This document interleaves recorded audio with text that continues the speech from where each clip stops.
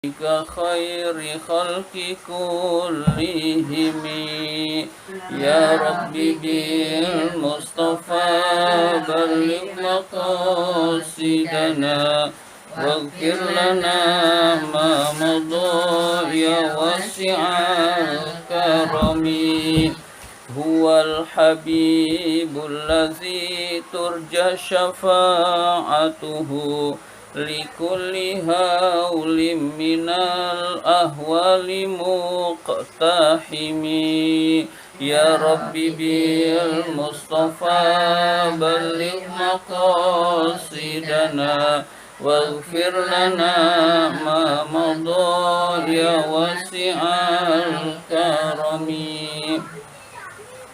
Marilah kita lanjutkan taklim kita, pembahasan kitab Kifayatul Atqiya. Sekarang halaman 26. Halaman 26. 1,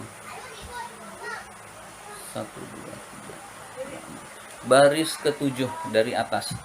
Halaman 26 baris ke-7. Faidatun faidah. Maksudnya adalah keterangan tambahan. Faidatun faidah atau keterangan tambahan. Faidatun itu kedudukannya khobar. Maksudnya hadhihi faidatun, ini adalah keterangan tambahan. Nah, hadhihinya itu mubtada. Iya, jadi ada mubtada yang dibuang yaitu hadhihi. Hadhihi ini adalah faidatun, keterangan tambahan. Fi makna tasawufi, di dalam arti tasawuf, menerangkan tentang arti tasawuf. Jadi apa itu tasawuf dijelaskan di dalam keterangan tambahan ini. I'lam, ketahuilah, anna aqwalal masyayikhi, sesungguhnya pendapat-pendapat para guru, sesungguhnya qaul, pendapat-pendapat, perkataan-perkataan para guru fihi, tentang tasawuf, tazidu, azada yuzi, tuzidu, melebihi, an alfi qaulin, 1000 pendapat. Jadi pendapat apa itu tasawuf, guru-guru menerangkan tasawuf itu begini, tasawuf itu begini, keterangannya itu pendapatnya sampai 1000 pendapat, saking banyaknya. Jadi tasawuf itu ilmu yang menerangkan tentang kebersihan hati. Ada yang berpendapat seperti itu. Ilmu yang menerangkan tentang akhlakul karimah dan seterusnya. Banyak pendapat-pendapat itu, sampai 1000 pendapat para guru-guru tentang apa itu arti tasawuf. Kama, seperti keterangan fil awarifi, di dalam kitab Al-Awarif. Jadi Al-Awarif nama kitab. Al-Awarif di dalam kitab Al-Awarif.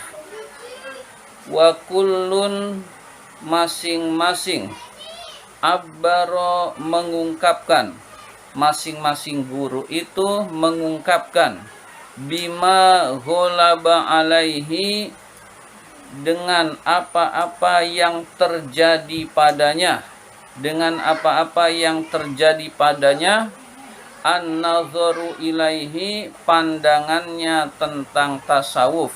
Jadi perasaan hati guru tersebut setelah menjalani tasawuf, lalu mendefinisikan tasawuf itu seperti ini, tasawuf itu begini, tasawuf itu artinya ini.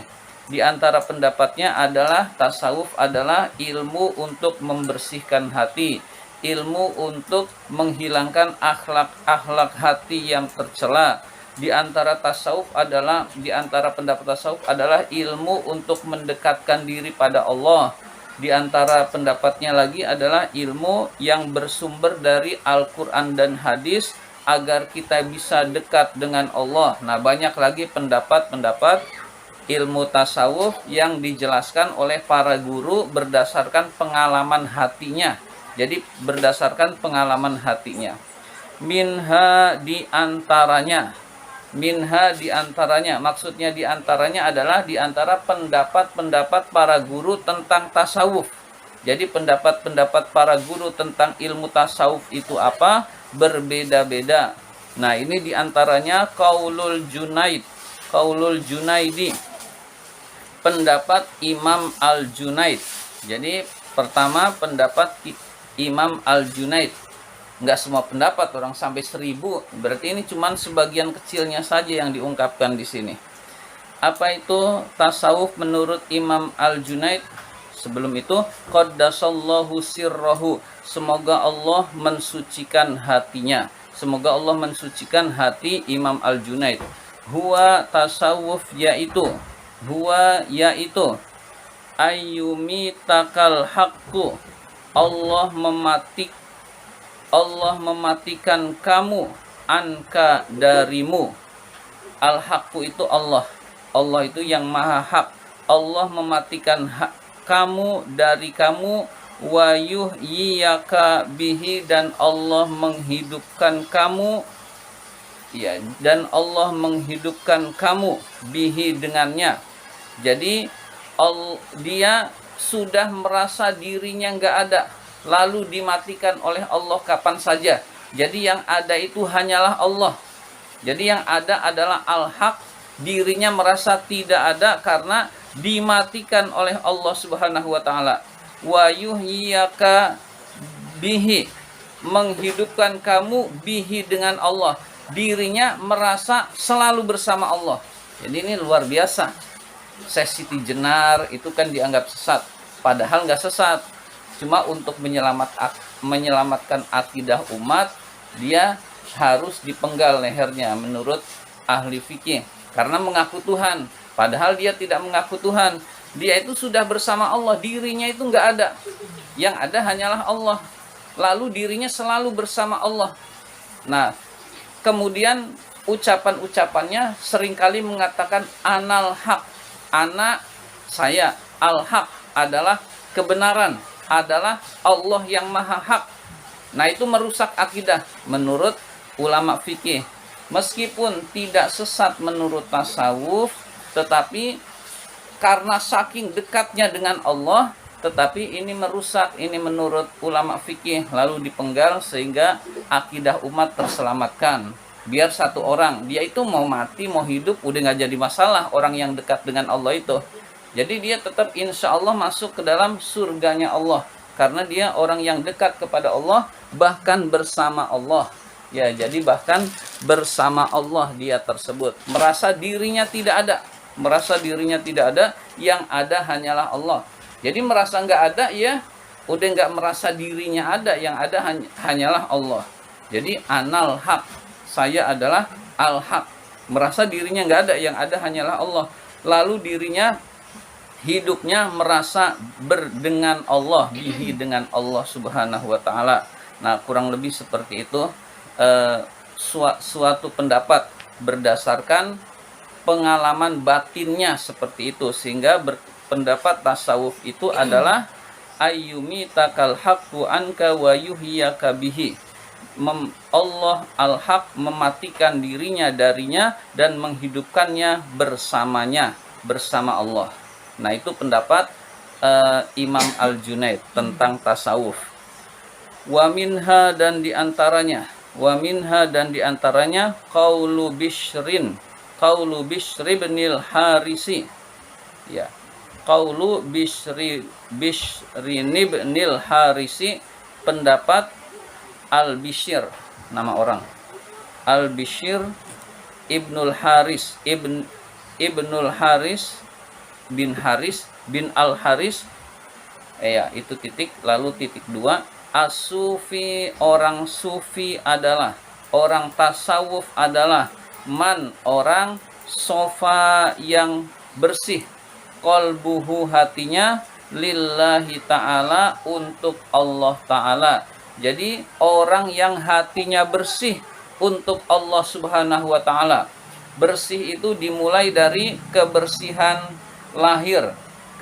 Kebersihan lahir itu badannya bersih. Badannya selalu dalam keadaan suci dari najis. Badannya selalu suci dari hadas dan najis. Setelah itu dia memulai dengan selalu membersihkan hatinya. Hatinya dia jauhi dari sifat riya, dari sifat takabur, dari sifat iri hati dan dengki. Jadi itu semua dia bersihkan hatinya. Nah, membersihkan hati itu hanya untuk Allah, sehingga dia hatinya sudah bersih tanpa merasa dirinya bersih. Lalu pembersihan hati itu hanya untuk Allah Subhanahu wa taala. Jadi yang ada hanyalah ketenangan hati, yaitu merasa dirinya bersama Allah Subhanahu wa taala. Maka sifat-sifat hati yang tercela itu harus kita jauhi, Amal ikhlas, jangan ria, jangan pamer, jangan ingin dipuji. Lalu kemudian sifat iri hati, sifat dengki, sifat memusuhi oleh kepada orang lain jauh dari diri kita, dan sifat sombong dan seterusnya, sifat-sifat yang buruk itu kita bersihkan, sehingga kalau sudah bersih maka kita disebut dengan as-sufi, orang yang bertasawuf. Atau jadi orang yang melaksanakan tasawuf adalah orang yang hatinya bersih untuk Allah Subhanahu wa taala. Membersihkan hati itu dilakukan karena untuk mengharapkan keridhaan Allah, bukan biar dipuji oleh orang lain. Kata Allah, qad aflaha man zakkaha wa qad khaba man dassaha. Sungguh beruntung, sungguh sukses orang yang mensucikan dirinya. Wa qad khaba, dan sungguh rugi, man dassaha, orang yang mengotori hatinya dengan perbuatan dosa. Di dalam ayat lain, qad aflaha man tazakka, sungguh beruntung orang-orang yang membersihkan hatinya, fasolla, lalu dia sholat. Jadi dia melaksanakan sholat. Artinya kalau hatinya mau bersih, ya sholat. Jangan, wah saya ini nggak mau sholat karena hati saya belum bersih. Ya nggak bersih, sholat aja dulu. Mau hati sudah bersih, mau hati setengah bersih, mau hati banyak kotoran atau bersih, sholat. Nah, sholat itu adalah salah satu cara awal permulaan untuk hatinya bersih. Sholat dulu. Jangan kita, wah saya belum pakai jilbab, lalu nggak sholat. Wah saya hatinya belum bersih, lalu nggak sholat. Sholat aja dulu, mau bersih mau nggak, sholat dulu. Fasolla wa dzakarasma rabbih, kemudian banyak berzikir kepada Allah. Qad aflaha man zakkaha, qad aflaha man tazakka wa dzakarasma rabbih fasolla. Ya, jadi sholat dan berzikir kepada Allah, banyak berzikir kepada Allah, nanti hatinya akan bersih. Jadi di samping menerangkan beruntung orang yang hatinya bersih, ayat ini juga menerangkan cara membersihkan hati, sholat dan banyak berzikir. Jadi sholat dan banyak berzikir, insya Allah hati kita akan bersih, hati kita akan tenang. Ya. Ayat lanjutannya, bal tu'thirunal hayatad dunya, tetapi mereka manusia itu banyak yang memilih kesenangan dunia. Jadi milihnya kesenangan dunia. Ya. Selanjutnya kita lanjutkan, wa minha, dan diantaranya maksudnya adalah diantara pendapat yang menerangkan tentang tasawuf. Apa itu tasawuf?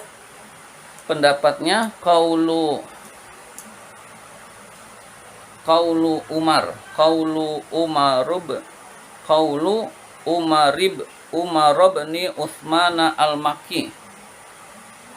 Ain mimro, kalau nggak ada wawunya dibaca Umar, kalau ada wawu dibaca Amr. Jadi ini Umaru. Nah, Umaru jadi mudof berarti di Umar jadi mudof ilaih. Mudof ilaih itu jernya dengan fathah. Jadi qaulu Umar bin Utsman al-Makki.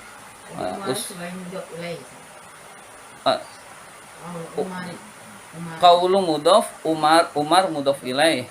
Mudhof ilaihnya jernya dengan fathah. Jadi qaulu Umar bin Utsman al-Makki. Utsman juga sama, ghair munsharif, dengan fathah juga jernya, al-Makki.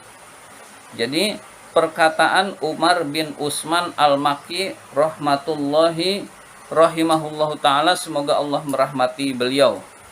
Nah, beliau berpendapat ayyakunal abdu fi kulli waqtin bima huwa aula bihi fil waqti.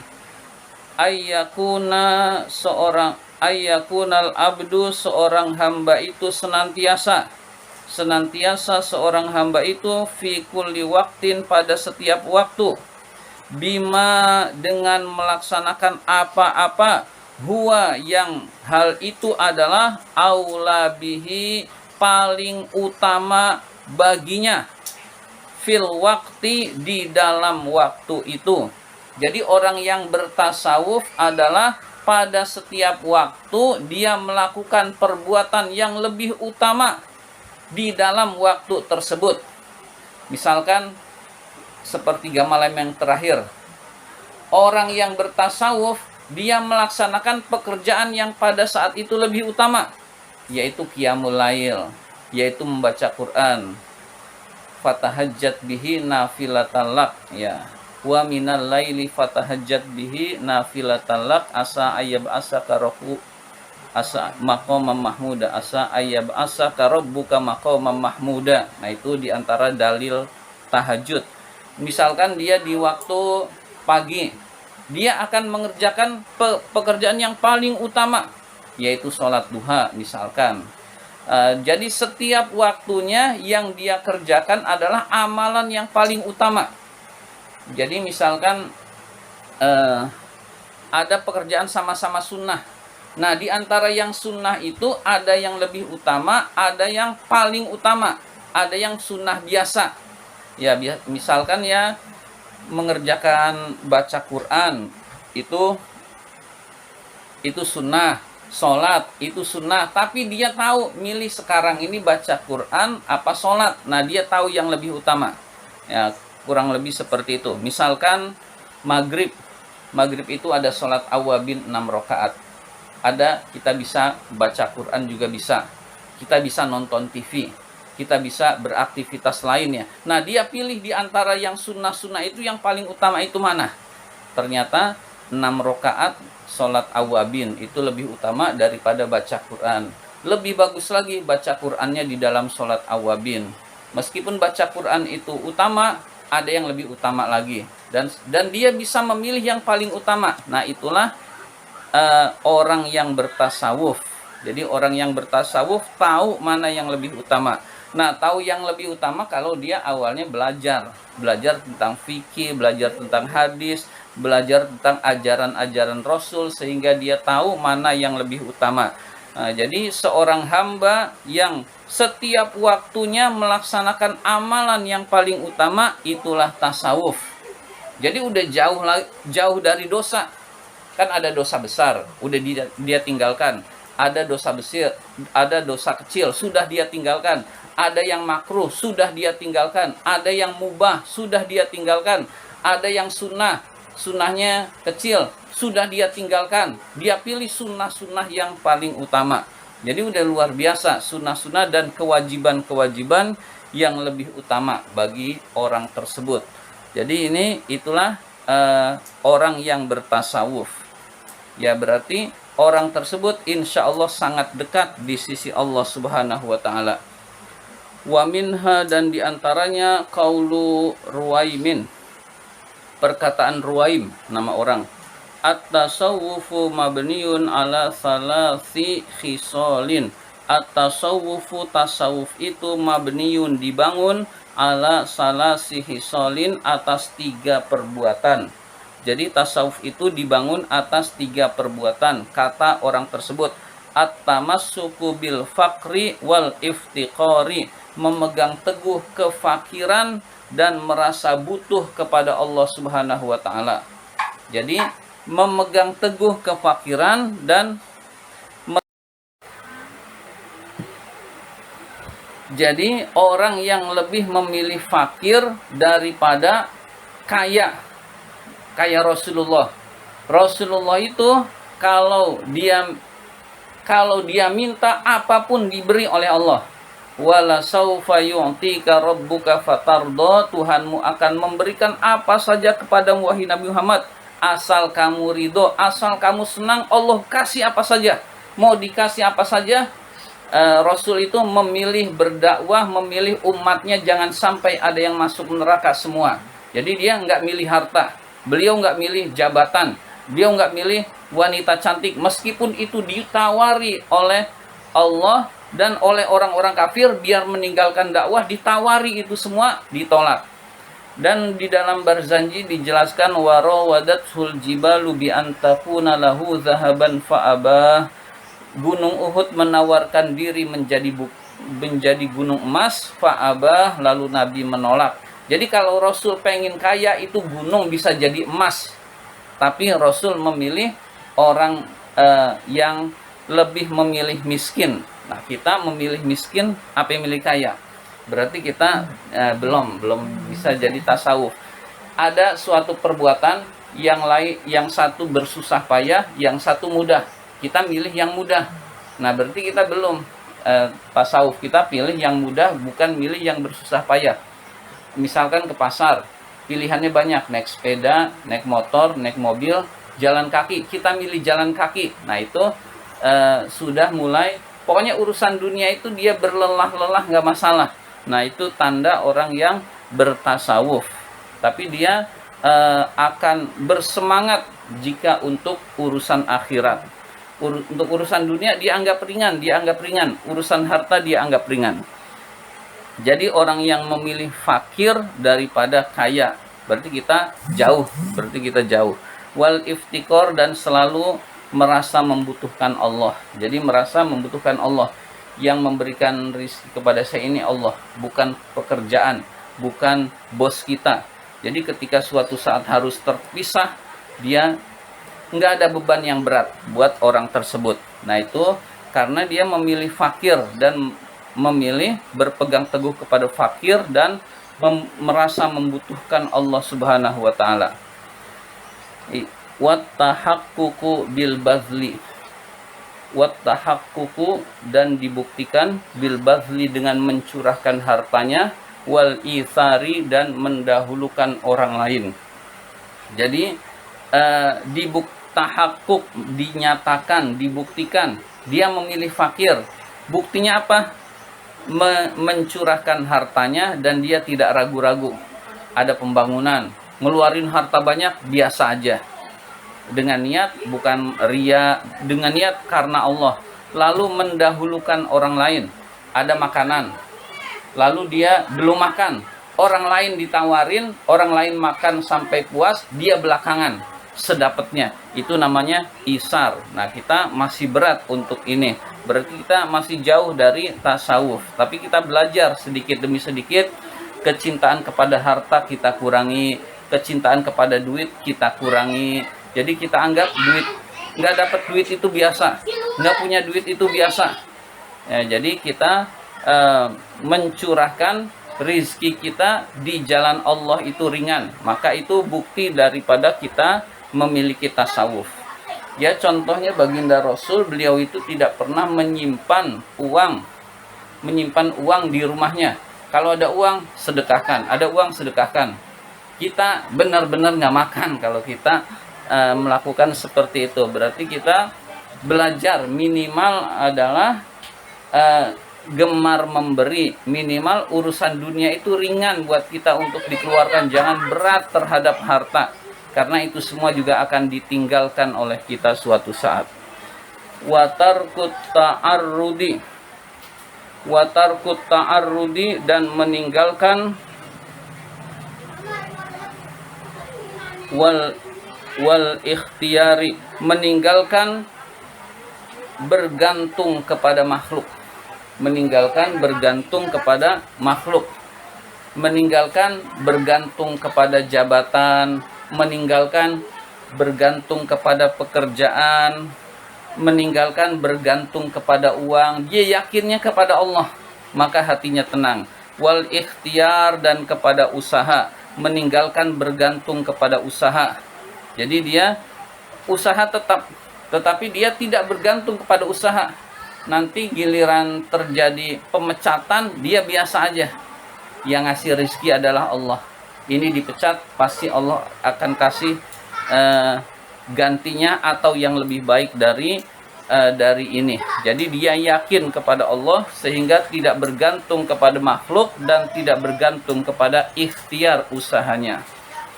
Wa minha, dan diantaranya qaulu Sahlin, perkataan Sahal. Di antara pendapat ulama adalah perkataan Sahal, nama orang, nama ulama.